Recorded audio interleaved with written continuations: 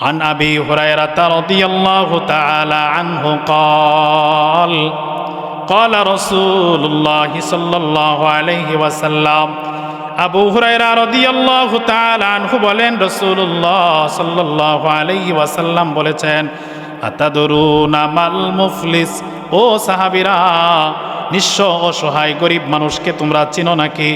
ক্বালু আল মুফলিসু ফিনা মাল্লা দিরহাম লাহু ওয়ালা মাতা।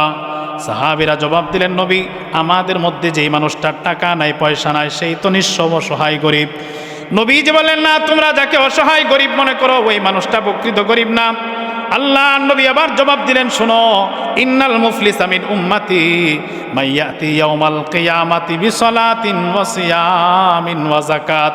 নবীজি বলেন, আমার উম্মতের নিঃস্ব অসহায় হলো ওই মানুষটা যেই মানুষটা কিয়ামতে হাসরের ময়দানে পাহাড় পরিমাণ নামাজের সওয়াব নিয়ে আসবে, পাহাড় পরিমাণ রোজার সওয়াব, দান সদকা যাকাতের সওয়াব নিয়ে আসবে। কিন্তু আল্লাহর বান্দা দুনিয়ার জীবনের অবস্থা হলো এমন, কদ শাতামা হাযা ওয়া কাযাফা হাযা ওয়া কালামা লা হাযা ওয়া সাফাকা দামা হাযা ওয়া যারাবা হাযা। এই বান্দা দুনিয়ার জীবনে কাউকে মুখ দিয়া গালি দিয়া কষ্ট দিয়েছে, কাউকে মিথ্যা অপবাদ দিয়ে অপমানিত করেছে, কারো সম্পদ অন্যায়ভাবে মিথ্যা সাক্ষী দিয়া দখল করে বুক করেছে, অথবা কাউকে অপমান করছে, কারো রক্ত জড়াইছে, হাত দিয়া কাউকে ক্ষমতার বলে পিটাইছে। নবীজি বলেন, যেই মানুষগুলোকে এইভাবে দুনিয়ার জীবনে বঞ্চিত আর কষ্ট দিয়েছে এই মানুষগুলো হাসরের ময়দানে তার আশপাশে উপস্থিত হয়ে যাবে, আল্লাহর দরবারে তারাও বিচার দায়ের করবে। এরা যখন তাদের প্রাপ্যগুলো আল্লাহর দরবারে পাওয়ার জন্য আবেদন করবে, নবীজি বলেন, এই নামাজি হাজী সাহেব যেই ব্যক্তি পাহাড় পরিমাণ নামাজ রোজার সওয়াব নিয়ে আসলো, এই তার বিশাল সওয়াবের ভান্ডার থেকে হাযা মিন হাসানাতিহি ওয়া হাযা মিন হাসানাতিহি, দুনিয়াতে যাকে গালি দিয়েছিল তাকে নামাজের সওয়াব থেকে কিছু দিয়ে দেওয়া হবে, যাকে পিটাইছিল রোজার সওয়াব কিছু দিয়ে দেওয়া হবে, যাকে অপবাদ দিয়ে লাঞ্ছিত করেছিল হজের সওয়াবটা তাকে দিয়ে দেওয়া হবে। আল্লাহ পাকের পয়গম্বর বলেন, এইভাবে সওয়াবগুলো মানুষদেরকে দিতে দিতে দিতে দিতে ফাইন ফানিয়াত হাসানাতু ক্বাবলা ইউকজামা আলাই, তার এই ঋণগুলো পরিশোধ হওয়ার আগে পাহাড় পরিমাণ সওয়াবের ভান্ডার যদি ফুরায়া যায়, উখিযা মিন খাতায়াহুম, দুনিয়াতে যাদেরকে কষ্ট দিয়েছে তাদের পাপের বোঝাগুলো ফেরেশতারা উঠে আনবে। তুরিহা আলাই, এই হাজী সাহেব নামাজি মুফতি সাহেবের কাঁধের উপর পাপের বোঝাটা চাপায় দেওয়া হবে। সুম্মা তুরিহা ফিন্নার, অতঃপর এই নামাজিকে জাহান্নামে নিক্ষেপ করা হবে। মিথ্যা বলা কত জঘন্য অপরাধ একটু শুনেন। বুখারী শরীফের 6273 নম্বর হাদিস। আন আবি বকরতা রাদিয়াল্লাহু তাআলা আনহু قال قال رسول الله صلى الله عليه وسلم, আবু বকর রাদিয়াল্লাহু তাআলা আনহু বলেন, রাসূলুল্লাহ সাল্লাল্লাহু আলাইহি ওয়াসাল্লাম বলেছেন, আলা উখবিরুকুম বিআকবারিল কাবাইর, ও সাহাবীরা গুনার জগতে বড় বড় গুনাহগুলোকে আমি তোমাদেরকে বলবো নাকি? ক্বালু বালা ইয়া রাসূলুল্লাহ, সাহাবীরা জবাব দিলেন, হ্যাঁ নবী, বড় বড় গুনাহগুলো আমাদেরকে বলে দেন। এবার আল্লাহ পাকের পয়গম্বর বড় বড় গুনাহগুলো বলতে শুরু করলেন। এক নম্বরে নবীজি বললেন, আল ইশরাকু বিল্লাহ, গুনার জগতে সবচেয়ে ভয়ঙ্কর আর বড় গুনার নাম হলে আল্লাহর সঙ্গে শিরিক করা। কি করা? শিরিকের গুনাহ সবচেয়ে বড়। দুই নম্বরে নবীজি বলেন, উকুকুল ওয়ালিদাইন, কোন সন্তান মা বাবার অবাধ্য হয়ে যাওয়া গুনার জগতে 2 নম্বরে বড় গুনাহ। হাদিসের বর্ণনাকারী সাহাবী আবু বকর রাদিয়াল্লাহু তাআলা আনহু বলেন, ওয়া কানা মুত্তাকিআ, আল্লাহর নবী হাদিসটা বলার সময় হেলান দিয়ে বসেছিলেন। 2টা কবিরা গুনাহ কথা বলার পর ফাজালাসা, আল্লাহর নবী হেলান ছেড়ে দিয়ে সোজা হয়ে বসলেন। সোজা হওয়ার পর নবীজি সাহাবীদেরকে বললেন, আলা ওয়া কাউলুজ জুর, ও সাহাবীরা শোনো, বড় বড় গুনার তালিকায় 3 নম্বরে ভয়ঙ্কর একটা গুনার নাম হলো মিথ্যা কথা বলা। সাহাবী বলেন, ফামাযা লা ইউকাররিরুহা, আল্লাহ নবী কথাটা বারবার বলতেছিলেন, মিথ্যা কথা বলা, মিথ্যা কথা বলা, মিথ্যা কথা বলা। এত পরিমাণ নবীজি বলতেছিলেন, হাত্তা কুলনা লাইতাহু সাকাতা, আমরা সাহাবীরা মনে মনে বলছিলাম, আল্লাহর নবী এত বলার কারণে এত কষ্ট হইতেছে, নবীজি মুখটা বন্ধ করলে নবীর জন্যই ভালো হইতো। বোঝার বিষয়, শিরিক করা কবিরা গুনাহ। আল্লাহর নবী হেলান দিয়ে বসেই বললেন, সন্তান মা বাবার অবাধ্য হয়ে যাওয়া বড় গুনাহ। হেলান দিয়ে বসে বললেন, মিথ্যা কথা বলা বড় গুনাহ। এইটা উপস্থাপন করার সময় আল্লাহর নবী হেলান দিয়ে থাকতে পারলেন না, হেলান ছেড়ে দিয়ে সোজা হয়ে গেলেন। আমরা যেমন আশ্চর্য, কোনো কথা শুনলে অথবা বললে সোজা হয়ে যায়, আল্লাহর নবী হেলান ছেড়ে দিয়ে সোজা হয়ে গেলেন। সোজা হয়ে আল্লাহর নবী একবার দুইবার নয়, বারবার বারবার শুধু বলছেন, মিথ্যা কথা বলা, মিথ্যা কথা বলা।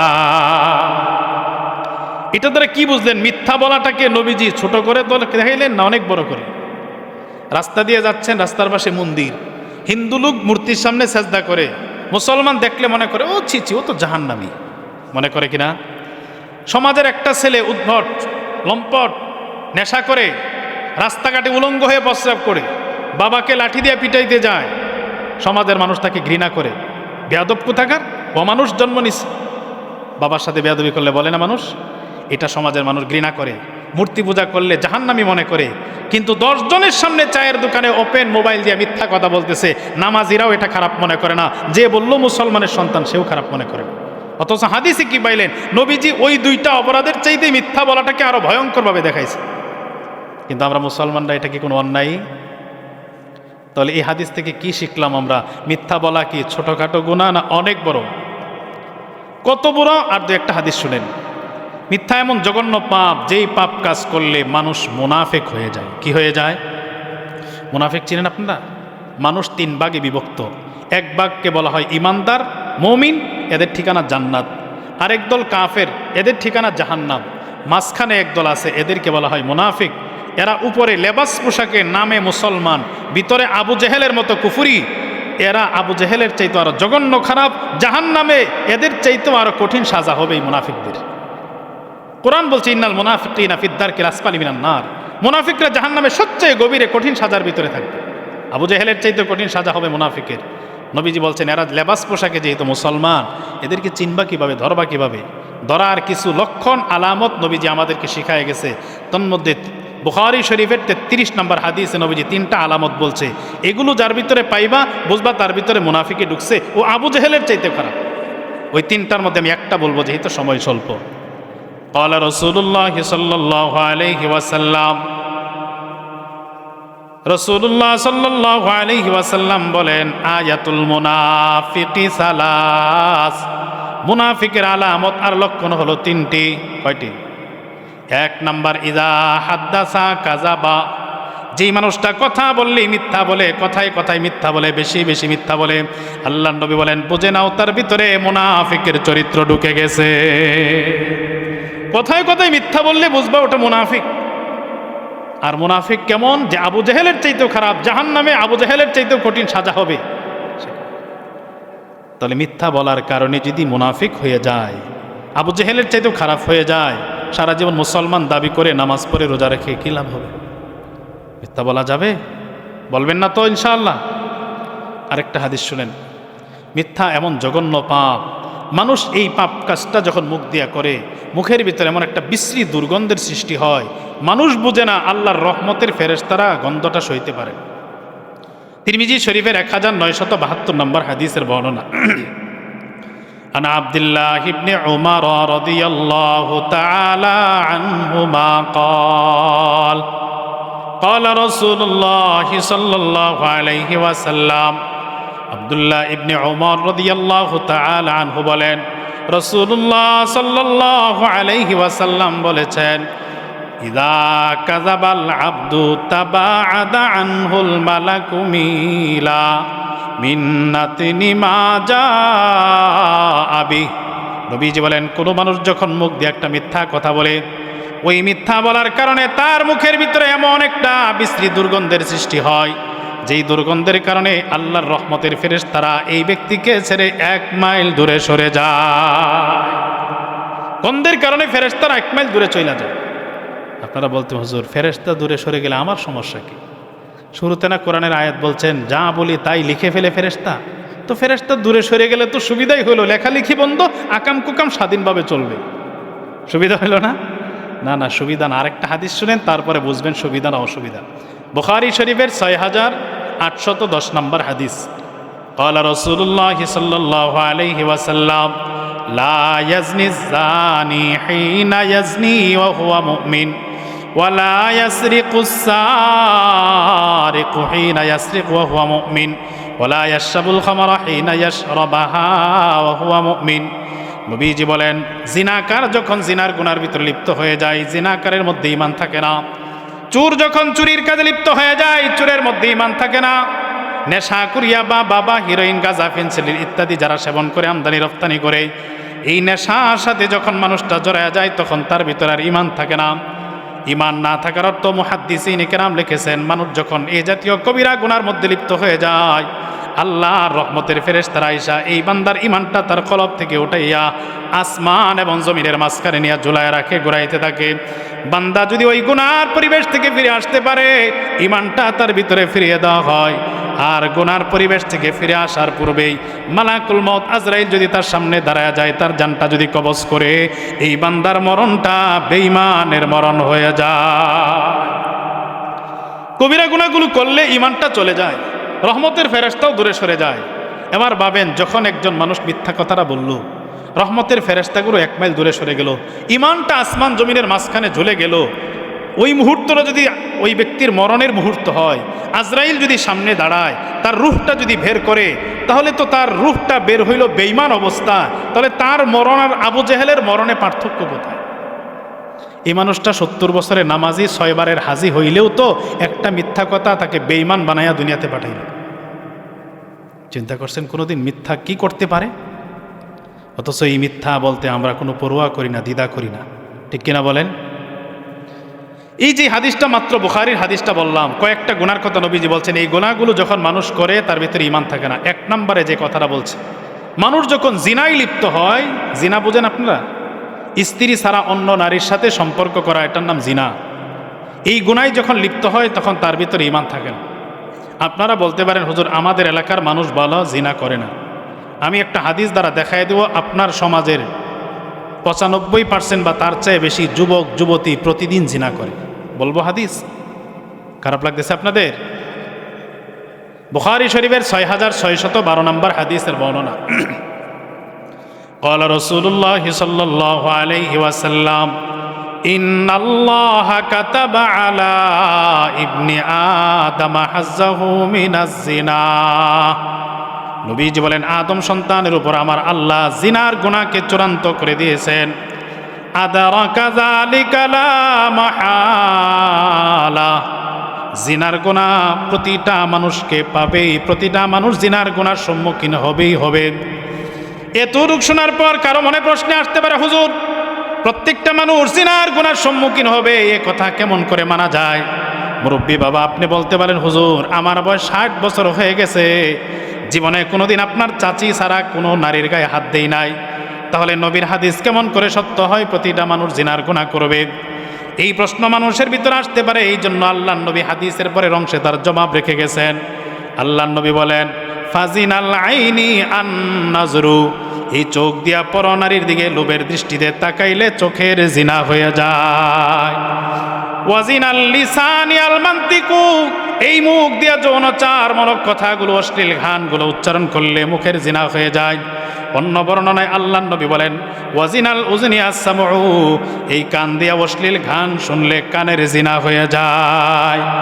এবার মুসলমান প্রশ্ন, আপনার যুবক ছেলেটা রাত 12টার পর যখন আপনিও ঘুমায় যান, আপনার স্ত্রীও ঘুমায় যায়, যুবকের ভাই বোন ঘুমায় যায়, পুরা সমাজটা যখন নীরব হয়ে যায়, যুবক তার ঘরের দরজাটাকে লাগাইয়া, হেডফোনটা কানের ভিতরে ঢুকাইয়া, স্মার্টফোনটা হাতে নিয়া ঘন্টার পর ঘন্টা হিন্দি নারীর নগ্ন ডান্স দেখে আর অশ্লীল গানগুলো ঘন্টার পর ঘন্টা যে শুনতে থাকে। বুখারী শরীফের 6810 নম্বর হাদিস বলছে, এই যুবক যতক্ষণ পর্যন্ত এই জাতীয় গুনার ভিতরে লিপ্ত, হেডফোন লাগাইয়া গানগুলা শুনলো, স্মার্টফোন দিয়ে অশ্লীল সিনেমাগুলো যতক্ষণ দেখলো ততক্ষণের জন্য সে জিনার গুনার ভিতরে লিপ্ত, তার ভিতরে ইমান নাই, তার ইমানটা আসমান জমিনের মাঝখানে চলে গেছে। মুসলমান যুবক ভাই, যখন তুমি গান শুনলা তোমার ইমানটা আসমান জমিনের মাঝখানে চলে গেল, রহমতের ফেরেশতারা তোমার ঘর থেকে বের হয়ে গেল। ওই মুহূর্তটা যদি তোমার মরণের মুহূর্ত হয়, মালাকুল মউত আজরাইল যদি তোমার ঘরে ঢুইকা তোমার আত্মাটাকে বের করে নেয়, তুমি নিশ্চিত থাকো তোমার মরণ আর আবু জেহেলের মরণে কোনো পার্থক্য না। অথচ মুসলমানের সন্তান জানে সে একজন ভালো মানুষের ছেলে, সে নিজেও ভালো, নামাজও পড়ে, কিন্তু সামান্য মোবাইলের অপব্যবহারে, গান শোনা, সিনেমা দেখা অবস্থায় মরলে তার মরণটা যে বেঈমানের মরণ হবে, সে যে আবু জেহেলের সাথে একই কাতারে হাসরে দাঁড়াবে, জাহান্নামে যাবে, এটা তো মুসলমানের সন্তানও ভাবে না, তার বাবাও ভাবে না। চিন্তা করছেন কোনোদিন? হাদিসগুলো এইভাবে শুনছেন কোনোদিন? বুখারীর হাদিস বলছি, এটা মিথ্যার কোনো সম্ভাবনা নাই। নবীর কথা বিশ্বাস হয় না? তাহলে কি বুঝলেন আমাদের সন্তানগুলোকে এই মহাপাপ থেকে বাঁচানো দরকার আছে না নাই?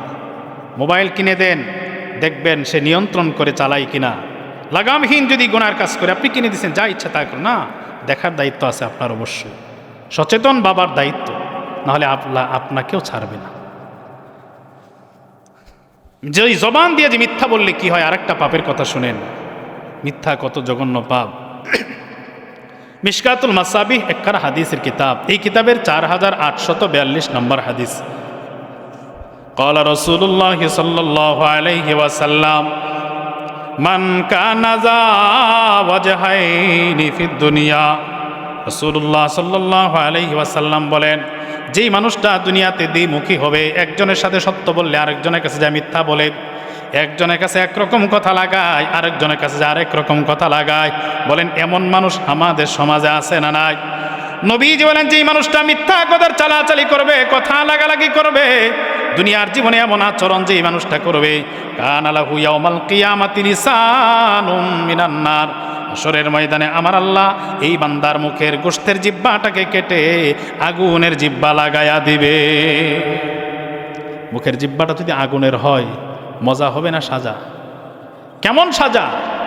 পান খাইতে যায় যারা যা পান খায়, নতুন চুন জিহ্বায় লাগে গেলে জিহ্বাটা পুড়ে যায়। এই জিহ্বাটা যদি চুন দিয়া পুড়ে 3 দিনের জন্য ভাত খাওয়া বন্ধ হয়ে যায়, হয় কি হয় না? চুনের পোড়াই যদি 3 দিনের খাবার বন্ধ করে গোটা জিহ্বাটাই যখন আগুনের হবে, তখন অবস্থাটা কেমন? সহ্য করা যাবে? যদি না করা যায় তাহলে কি মিথ্যা বলা যাবে? বলবেন না তো? আরেকটা হাদিস শুনেন, খুবই গুরুত্বপূর্ণ। আমাদের সমাজে দেখবেন অনেক মানুষ আছে পাক্কা নামাজি, তাহাজ্জুদ সহ পড়ে, রোজাও মিস নাই, হজ করছে একাধিকবার, উমরা করছে কয়েকবার, তবলিগের চিল্লা, হক্কানি পীরের দরবারে হাজিরা, ওয়াজ মাহফিলে বড় অনুদান, মসজিদ মাদ্রাসায় বড় অবদান, সব ঠিক আছে, কিন্তু এই মুখ ঠিক নাই। টাকার গরমে রাস্তাঘাটে বাজারে কোনো মানুষকে অহেতুক কিছু বইলা অপমান করতে দ্বিধা করে না, মানুষকে গালি দিতে দ্বিধা করে না, ঝগড়া করতে পরোয়া করে না, এই হাত দিয়ে মানুষকে পিটাইতেও কোনো পরোয়া করে না। বলেন এমন মানুষ আছে না নাই? এই চরিত্রের মানুষ যারা, এরা যদি সারা জীবন নামাজ পড়ে, রোজা রাখে, হজ করে, জাকাত দেয়, ধর্মের যত কাজ আছে সব শতভাগ করলো, তার পরিণামটা কি হবে হাশরের ময়দানে? চমৎকার একখানা হাদিস শুনেন। হাদিসটি রয়েছে মুসলিম শরীফের 2581 নম্বর বর্ণনা। عن أبي هريرة رضي الله تعالى عنه قال قال رسول الله صلى الله عليه وسلم। আবু হুরায়রা রাদিয়াল্লাহু তাআলা আনহু বলেন, রাসূলুল্লাহ সাল্লাল্লাহু আলাইহি ওয়াসাল্লাম বলেছেন, আতাদরুনা মাল মুফলিস, ও সাহাবীরা, নিঃস্ব অসহায় গরিব মানুষকে তোমরা চিনো নাকি? ক্বালু আল মুফলিসু ফিনা মাল্লা দিরহাম লাহু ওয়ালা মাতা। সাহাবীরা জবাব দিলেন, নবী, আমাদের মধ্যে যেই মানুষটার টাকা নাই, পয়সা নাই, সেই তো নিঃস্ব অসহায় গরিব। নবীজি বলেন, না, তোমরা যাকে অসহায় গরিব মনে করো ওই মানুষটা প্রকৃত গরিব না। আল্লাহ নবী আবার জবাব দিলেন, শোনো, ইন্নাল মুফলিসা মিন উম্মতি মাইয়াতি ইয়াউমাল কিয়ামাতি বিসলাতিন ওয়া সিয়ামিন ওয়া যাকাত। নবীজি বলেন আমার উম্মতের নিঃস্ব অসহায় হলো ওই মানুষটা, যেই মানুষটা কিয়ামতে হাসরের ময়দানে পাহাড় পরিমাণ নামাজের সওয়াব নিয়ে আসবে, পাহাড় পরিমাণ রোজার সওয়াব, দান সদকা যাকাতের সওয়াব নিয়ে আসবে। কিন্তু আল্লাহর বান্দা দুনিয়ার জীবনের অবস্থা হলো এমন, কদ শাতামা হাযা ওয়া কাযাফা হাযা ওয়া কালামা আলা হাযা ওয়া সাফাকা দামা হাযা ওয়া যারাবা হাযা। এই বান্দা দুনিয়ার জীবনে কাউকে মুখ দিয়া গালি দিয়া কষ্ট দিয়েছে, কাউকে মিথ্যা অপবাদ দিয়ে অপমানিত করেছে, কারো সম্পদ অন্যায়ভাবে মিথ্যা সাক্ষী দিয়া দখল করে বুক করেছে, অথবা কাউকে অপমান করছে, কারো রক্ত জড়াইছে, হাত দিয়া কাউকে ক্ষমতার বলে পিটাইছে। নবীজি বলেন যেই মানুষগুলোকে এইভাবে দুনিয়ার জীবনে বঞ্চিত আর কষ্ট দিয়েছে, এই মানুষগুলো হাসরের ময়দানে তার আশপাশে উপস্থিত হয়ে যাবে, আল্লাহর দরবারে তারাও বিচার দায়ের করবে। এরা যখন তাদের প্রাপ্যগুলো আল্লাহর দরবারে পাওয়ার জন্য আবেদন করবে, নবীজি বলেন এই নামাজি হাজী সাহেব, যেই ব্যক্তি পাহাড় পরিমাণ নামাজ রোজার সওয়াব নিয়ে আসলো, এই তার বিশাল সওয়াবের ভান্ডার থেকে হাযা মিন হাসানাতিহি ওয়া হাযা মিন হাসানাতিহি, দুনিয়াতে যাকে গালি দিয়েছিল তাকে নামাজের সওয়াব থেকে কিছু দিয়ে দেওয়া হবে, যাকে পিটাইছিল রোজার সওয়াব কিছু দিয়ে দেওয়া হবে, যাকে অপবাদ দিয়ে লাঞ্ছিত করেছিল হজের সওয়াবটা তাকে দিয়ে দেওয়া হবে। আল্লাহ পাকের পয়গম্বর বলেন এইভাবে সওয়াবগুলো মানুষদেরকে দিতে দিতে দিতে দিতে ফাইন ফানিয়াত হাসানাতু ক্বাবলা ইউকজা মা আলাই, তার এই ঋণগুলো পরিশোধ হওয়ার আগে পাহাড় পরিমাণ সওয়াবের ভান্ডার যদি ফুরায়া যায়, উখিযা মিন খাতায়াহুম, দুনিয়াতে যাদেরকে কষ্ট দিয়েছে তাদের পাপের বোঝাগুলো ফেরেশতারা উঠায় আনবে। তুরিহা আলাই, এই হাজী সাহেব নামাজি মুফতি সাহেবের কাঁধের উপর পাপের বোঝাটা চাপায় দেওয়া হবে। সুম্মা তুরিহা ফিন্নার, অতঃপর এই নামাজিকে জাহান্নামে নিক্ষেপ করা হবে। নবীজি বলেন যেই মানুষটা পাহাড় পরিমাণ নেকি নিয়ে আসলো আর পরিণামে সব কিছু দিয়া অন্যের পাপের বোঝা নিয়ে জাহান্নামে গেল, তার চেয়ে নিঃস্ব আর কি।